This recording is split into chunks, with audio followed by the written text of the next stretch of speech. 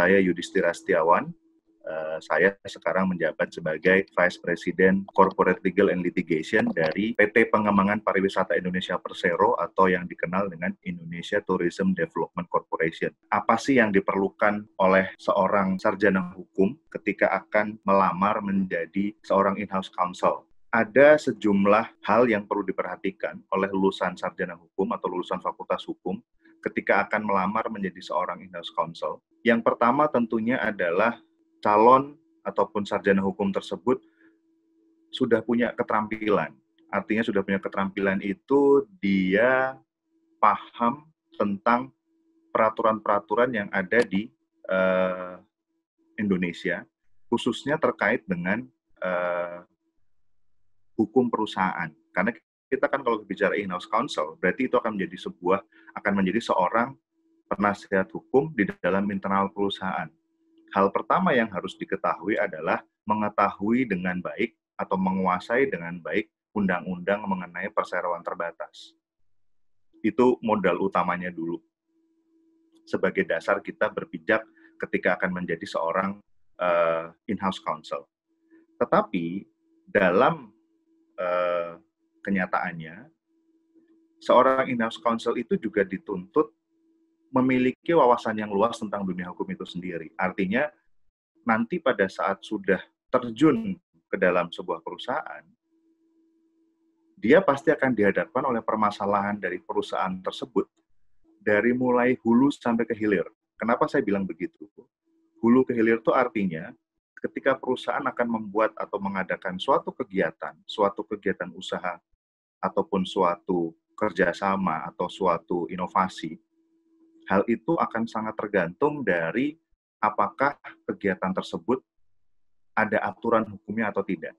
Nah, ketika seorang in-house counsel ditanya oleh perusahaan mengenai hal tersebut, ini bagaimana misalkan, saya waktu itu pernah bekerja di perusahaan tambang batu bara. Ditanya oleh CEO, ini gimana ya Pak Yudhis kalau seandainya kita akan bekerja sama dengan PTA dalam membuat jalan simpang pemakaian jalan tambang secara bersama-sama. Nah, itu saya harus bisa menjawab, saya harus bisa memberikan nasihat hukum kepada orang yang bertanya di dalam perusahaan, apalagi waktu itu CEO. Nah, hal-hal seperti ini yang nanti akan muncul ketika kita menjadi seorang in-house counsel. Permasalahan di dalam perusahaan itu, dari mulai yang remeh-temeh, sampai yang kompleks pun akan mampir ke mejanya seorang in-house counsel.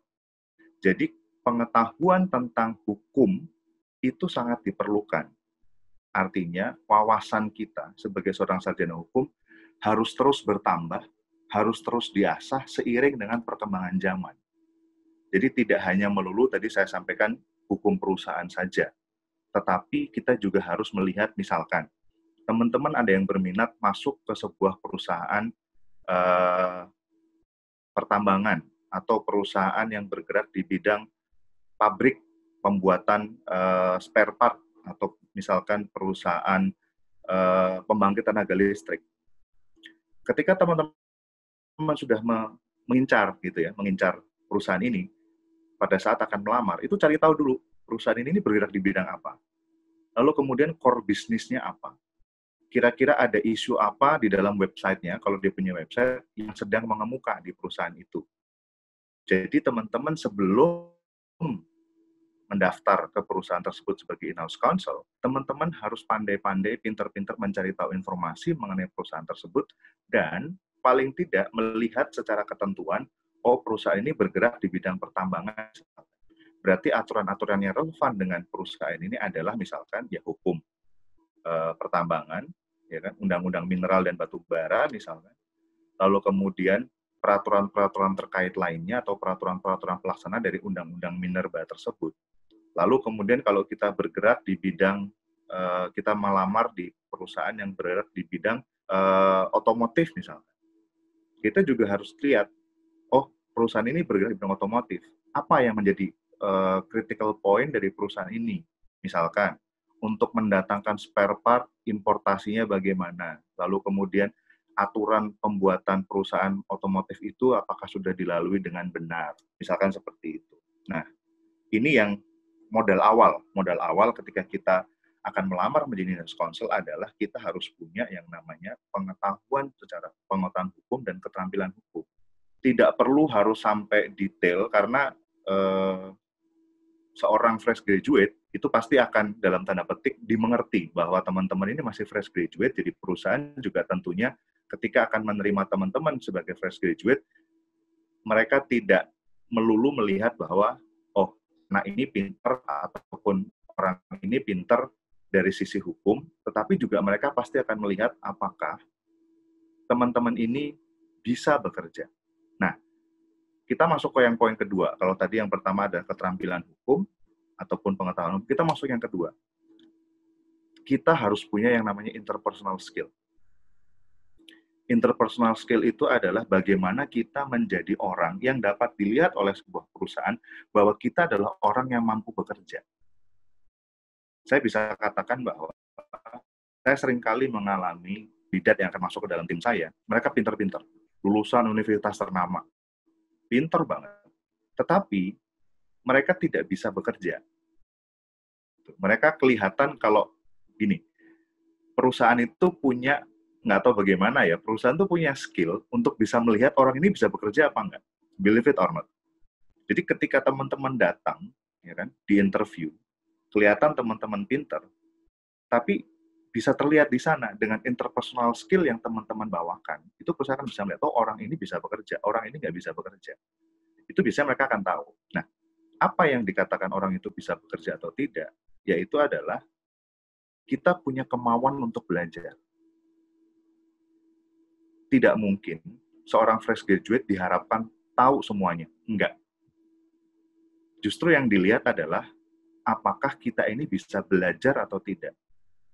Karena apa? Fresh graduate itu tentunya berangkat dengan pengalaman yang sangat-sangat minim. Beda dengan orang yang sudah bekerja 1, 2, 3 tahun. Jadi ekspektasi perusahaan adalah yang penting fresh graduate ini punya pengetahuan yang cukup, ya kan? Punya interpersonal skill, dalam artian orang ini kelihatan pembawaannya bisa diajak bekerja sama, bisa diajak belajar, atau bisa belajar untuk mengetahui perkembangan ataupun bisnis kegiatan bisnis dari perusahaan itu sendiri. Gitu. Jadi interpersonal skill itu diperlukan. Nanti tidak hanya pada saat kita masuk ataupun melamar sebagai pegawai, tapi juga ketika kita sudah masuk di dalam perusahaan.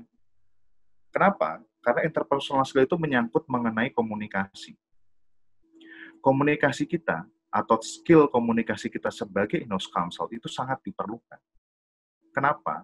Karena kita harus mampu, ya kan, menjelaskan tentang bagaimana sebuah aturan itu berlaku atau bagaimana hukum itu berjalan kepada orang-orang di dalam perusahaan nanti yang akan kita masuk ke sana yang tidak paham tentang hukum. Dalam pengalaman saya seringkali bertemu dengan orang-orang teknis, orang-orang lapangan, orang-orang produksi, orang-orang tambang, yang mereka hanya memikirkan bagaimana supaya saya bisa mencapai tujuan perusahaan saja. Artinya, contoh kayak perusahaan tambang, saya nggak peduli, yang penting saya bisa menghasilkan batu bara sekian ton dalam 1 bulan. Kadang-kadang seperti itu. Nah, kita sebagai in-house counsel harus bisa memberikan pemahaman kepada mereka, Pak, Bu, bahwa untuk menjadikan satu produksi tambang batu bara, kita harus melihat sisi-sisi compliance atau kepatuhan terhadap hukum yang harus kita amati, yang harus kita cermati, supaya apa yang kita lakukan dengan menggali batu bara, memproduksi batu bara itu, kita tidak menyalahi hukum. Zero compliance. Jadi, zero non-compliance, Jadi, tugas kita ke sana. Nah, komunikasi itu penting.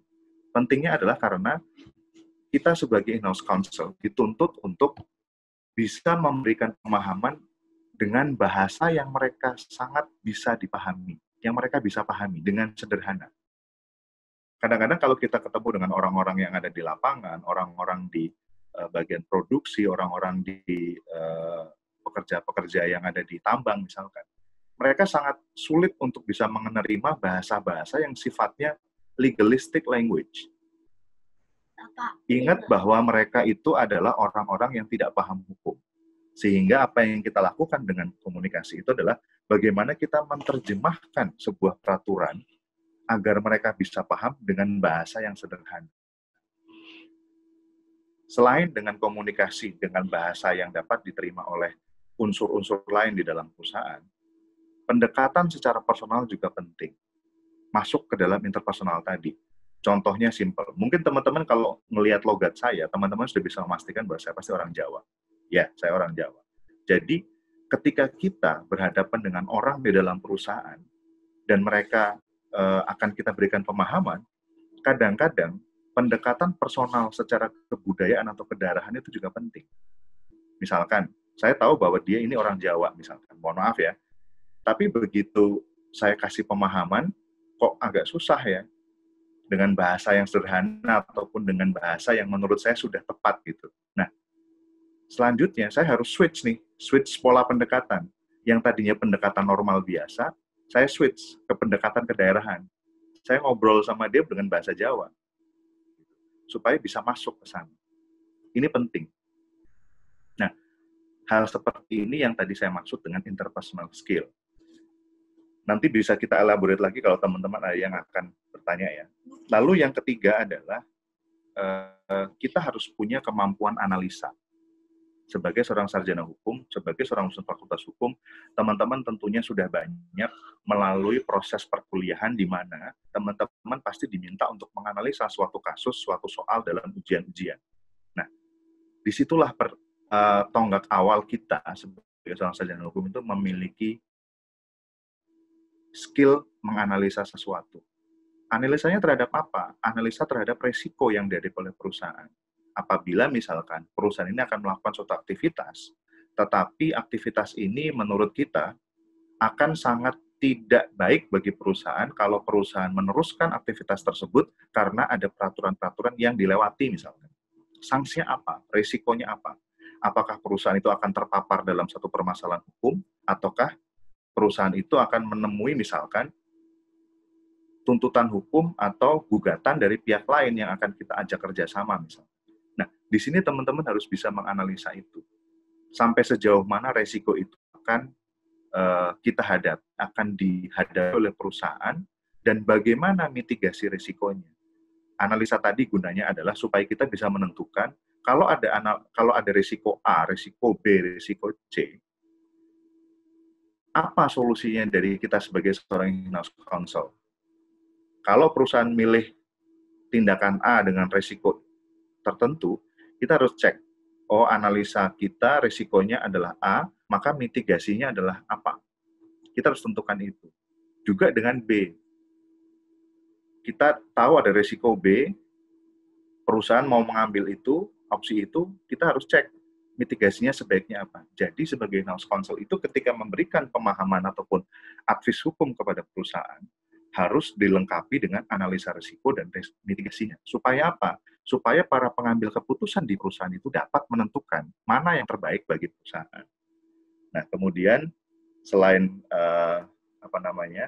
skill mengenai analisa risiko itu, kita juga harus pintar-pintar tadi, masih terkait dengan interpersonal skill, kita harus bisa membangun network di dalam perusahaan.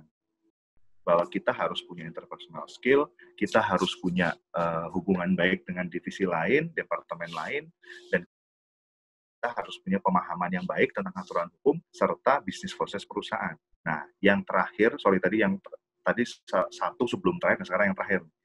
Yang terakhir adalah kita harus punya kemampuan untuk networking dengan pihak lain di luar perusahaan. Thanks for watching. Don't forget to subscribe, comment, and turn on notification. And see you in the next video. Bye-bye.